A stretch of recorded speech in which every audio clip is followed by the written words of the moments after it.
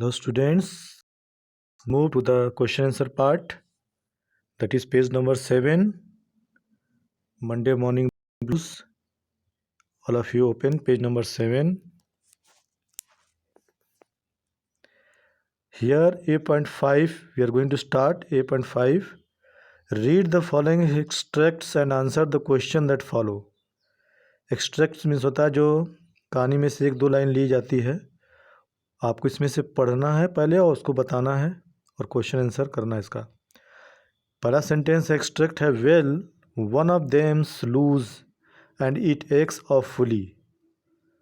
सो story में आपने पढ़ा है हु इज़ द स्पीकर, यहाँ स्पीकर कौन है। सो आंसर ए पार्ट का है Tom is the speaker. B what is loose, loose क्या यहाँ पे ढीला क्या है, one of his upper front teeth is loose. Now will move to the second extract, it makes my flesh crawl to hear you, what is the matter. Who is the speaker, इस line को किसने कहा, Sid is the speaker. Makes my flesh crawl, what does it mean, इसका क्या मतलब है। It means to make someone feel afraid और full of disgust, इसका मतलब किसी को डराने की एहसास कराना या नाराज करना, किसी चीज़ को किसी को खराब लगाना। What is the matter, matter क्या है यहाँ पे। Sid is frightened to hear that Tom is about to die. Sid डरा हुआ है इसको सुन के कि वो टॉम मरने जा रहा है। Now we'll move to life skill. Why do you think Tom did not like going to school? आप क्यों सोचते हैं टॉम स्कूल जाना पसंद नहीं करता। If you were Tom's friend, how would you counsel oblique convince him to attend the school regularly? So answer is Tom did not like going to school because क्योंकि he found going to school as a dull task, कि वो पाया कि school जाना एक बहुत boring task है, इसलिए स्कूल उसको पसंद नहीं जाना। If I were Tom's friend, अगर मैं टॉम्स का फ्रेंड होता, I would have told him, उससे कहा होता about the importance of education, शिक्षा का क्या महत्व है इसके बारे में बताया होता। Now will move to 8.7, work with your partner, find words from the story whose synonyms are given below. आपको स्टोरी में से सिनोनिम जो दिया गया है, सिनोनिम मीन्स होता है सेम मीनिंग, उसको आपको ढूंढना है। So answer 1, crying in pain, mourning, pretend, fake, fake means false, झूठा प्रिटेंड करना यानी कि दिखाना सिर्फ, terrible, awful, excitedly, eagerly, efforts जो कहते हैं हम लोग प्रयास, क्या वर्ड है, attempts, ATTEMPTS। Now will move to A part. Aunt Polly told him, you always break my heart. The word break can be used in many ways when it is succeeded by words like up, down, into, out. Aunt Polly ने कहा था कि Tom तुम मेरा दिल तोड़ देते हो, और ब्रेक वर्ड को हम लोग उसके आगे जब अप, डाउन, इनटू, आउट अगर जोड़ देंगे उसमें तो कई तरह से यूज कर सकते हैं हम लोग। डिस्कस विथ योर पार्टनर और look up a dictionary, try to understand word expression in the eight box mean. Eight box के जो में एक्सप्रेशन दिया उसका क्या मतलब, डिक्शनरी से खोजिए, उसके बाद अब भरिए।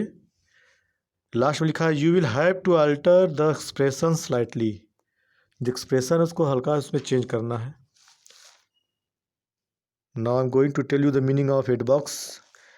ब्रेक डाउन मीन्स कोई चीज़ खराब होना, ब्रेक इनटू किसी चीज़ के अंदर जाना, घुसना, ब्रेक आउट फैलना, ब्रेकअप तैयार होना या किसी चीज़ के लिए जाना, ब्रेक ओपन खोलना। So we are going to fill in the blanks by changing some spelling according to the tense. On his way to the office, Mr. Paul's car broke down. यहाँ पे क्या होगा, broke down. There was no one to help him. The robbers broke open the safe and escaped with a lot of money. Let's break up for lunch. We'll meet again after an hour at the same place, the principal announced. The thieves broke into the house at night when everyone was fast asleep. Past tense में sentence है इसलिए broke into होगा. The municipal corporation swung into action when they heard that malaria had broken out. Had के चलते यहाँ पे क्या हो जाएगा? Broken. Break, broke, broken. Third form of the verb है. Broken out in the city. BROKEN. Now we'll move to 8.9 part. Some pairs of words look so similar that get confused with each other. कुछ words इतने similar लगते हैं कि confusing हो जाते हैं. कुछ पेयर्स ऑफ वर्ड्स दिए गए हैं. Lay, laid, farther, further, lose, loose, heal, heel. अब पहला एल ए वाई का मतलब है रखना. L A I D laid means लेटाना. F A R T H farther means दूर. फर्दर इसके बाद मीन्स किसी चीज़ के आगे. L O S lose means खोना. L double O S E loose means यहाँ पे ढीला होना है. H double E L heel मतलब एड़ी. एच ई एल मीन्स ठीक होना, किसी घाव का ठीक होना, चोट का. So the wound took a long time to heal. यहाँ पे हील होगा, वुंड है, चोट है. I think this point needs further discussion. आगे डिस्कशन की जरूरत है. The mother gently laid the baby on the grass. लेटाना. मदर ने बेबी को जेंटली प्यार से लेटा दिया.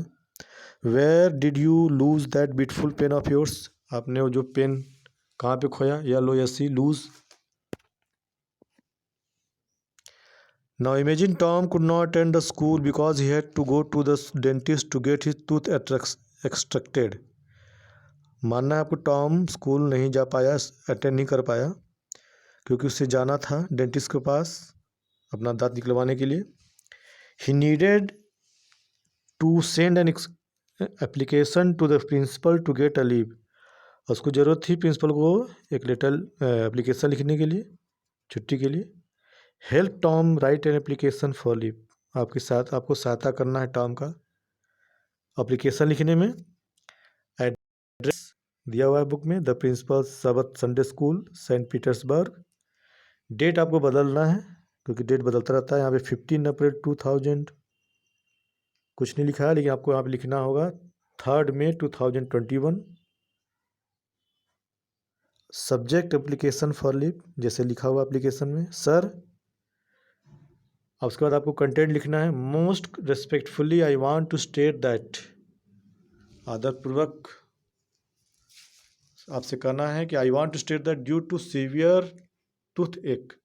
सीवियर मीन्स बहुत अत्यधिक दांत दर्द के कारण. I had to go to the dentist. मुझे जाना पड़ा डेंटिस्ट के पास. To get my tooth extracted. दांत निकलवाने के लिए. So I could not attend the school for 1 day. इसलिए मैं स्कूल एक दिन अटेंड नहीं कर पाया, नहीं कर सका. Therefore kindly grant me a leave for 1 day. इसलिए आप मुझे एक दिन छुट्टी ग्रांट कीजिए. And oblige thanking you.